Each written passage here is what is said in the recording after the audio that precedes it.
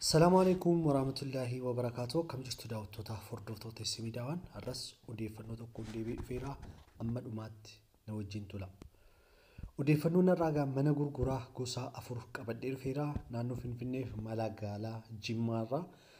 Odeeffannoo guutuusaa utuu dhaggeeffatiin gaafii akka dhumne odeeffannoo guutuusaa dhaggeeffadhaatti mana kana hin barbaaddu ta'e kana toora WhatsApp na dubbistu description fi commentii jalqaba jala jira bilbilii koo.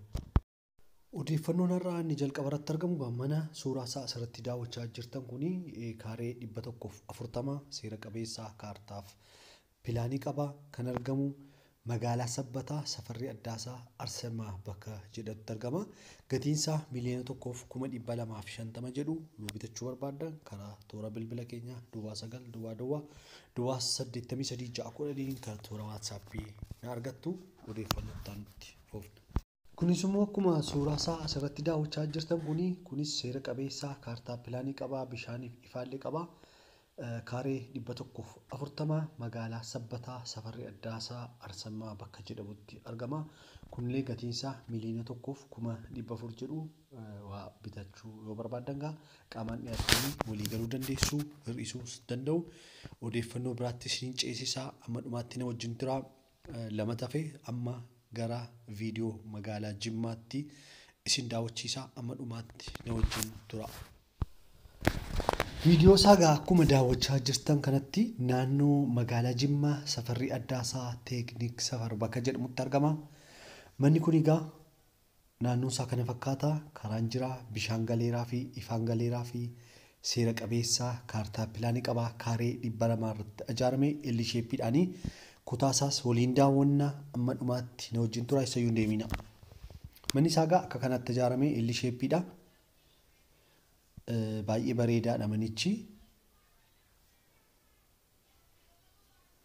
Kunoo kana fakkaata. Manni isaa kan ijaarame mukarraa ijaarame shakilaadhaan kaabame magaalaa Jimmaatti bal'inaan mana shakilaadhaan kaabanii akkuma bolokkeettiitti irratti hojjetu. Kun amma waanuma mana bolokkeettii fakkaata garuu shakilaan godhamee ashawaa garafameera haala bareedaan kan ijaaramedha. Mee keessa seennee waliin ilaalla amma dhumaatti nu wajjin tura. Ulaa jalqaba gaafa seentanii akkana gara mirgaa yogguu seentanii saaloonii jalqabaa dhaguni. Saaloonii jalqabaa keessi isaa liishoo ta'ee dhumeera. Koornisiin jira waan hundaa guutuudha. Mana kana waan hafe tokko hin jiru ittuma galuutu duwwaatu jira jechaadha. Ittuma galuutu abbaan bitatu ittuma galuudha qophaadha hundiyyuu jechaadha. Kun saalooniidha. Saalooniidha yogguu baatan harka mirgaa keessanirra kan jiru kun mana qodaa yookiin kushiinaa maxbaqa yookiin kichinii mana meeshaa qodaa jedhanidha. Kichinii mana keessaa godhachuu dandeessu isini. Kichinii bakkeetti hojjetattanillee kutaa ciisichaa biraallee ta'uu danda'a. Yogguu achi baatanii ammas immoo seenuu kutaa ciisichaadha. Kun immoo kutaa ciisichaati. Akkuma ilaalaa daawwachaa jirtan kutaan ciisichaa kana fakkaata.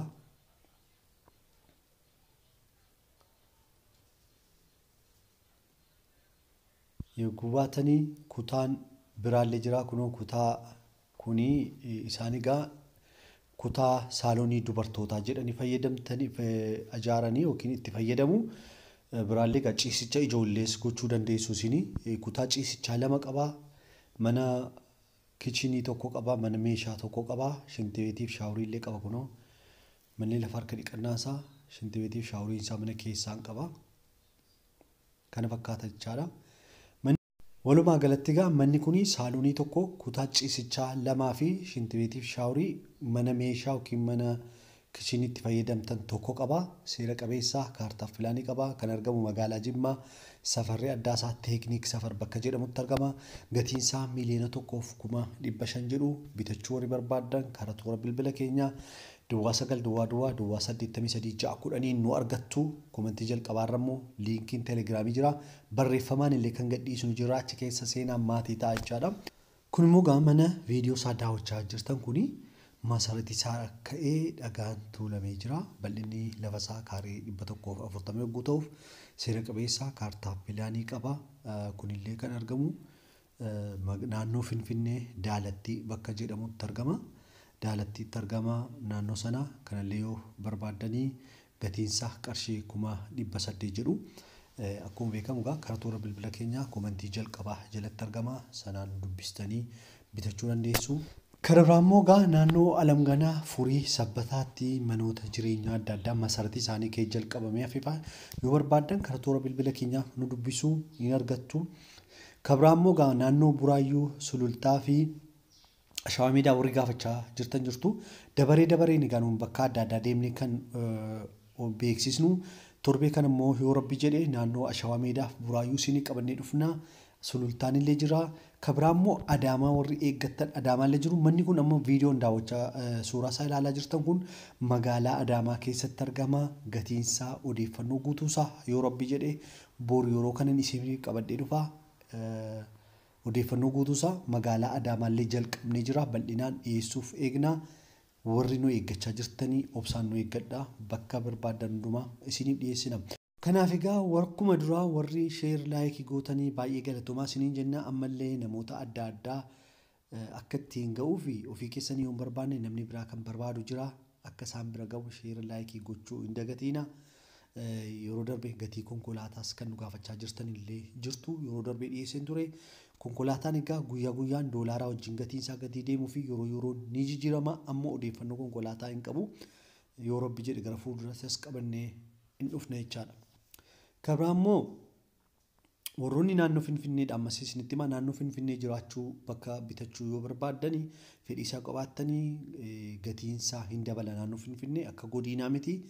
Haa ta'u malee magaala jiraachuuf yeroo darbee isinitti himeera dirqama lafa bal'aarra jiraachuu hin qabnu yookiin lafa bal'aarratti galuu hin qabnu. Kaaree 200 yoo argamu nama lamaaf baay'ee hin ga'a. Kaaree 100 irratti namni mana ijaarratee jiraachuu danda'u. Naannoo Finfinnee akkuma beekamu dinagdeedhaan daldala adda addaaf baay'ee mijaa'aadha. Waan hundumaadhaan barbaachisaa yookiin filatamaa ta'eera.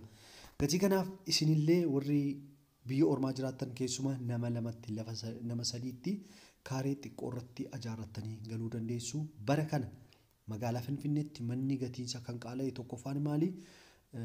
Magaala daldala adda addaatti daldalamu. Fakkeenyaaf namni naannoo Finfinneedhaa mana seera qabeessa kaartaa pilaanii qabu yoo qabaate eenyummeessaa achi yoo qabaate baankiirraa liqiin fudhatee konkolaataa bitachuu danda'a. Liqiin kan fudhatamu dhala kan hin qabnes dhala kan qabus jira. Kaampaaniin adda addaa konkolaataa fidanii gaafa itti kadhatu magaalaa Finfinnee. Jiraataa magaalaa Finfinnee yoo taatan illee parsantii 40 akka garaa keessanii konkolaataa illee argachuu dandeessu. Liqii adda addaa.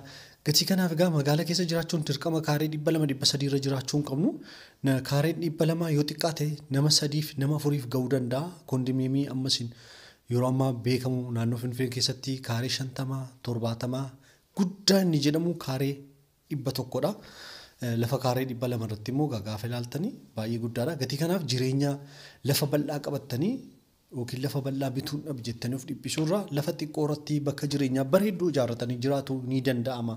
Isiniin jeenya ergaa keenya irraa kanuma fakkaata. Odeeffannoo biraan amma walitti deebinutti nagaan turaa sheer laayikii gochuu hin dagatina. Yoo xiqqaate hiriyaa keessan nama tokkoof sheerii gootanii nu fayyada.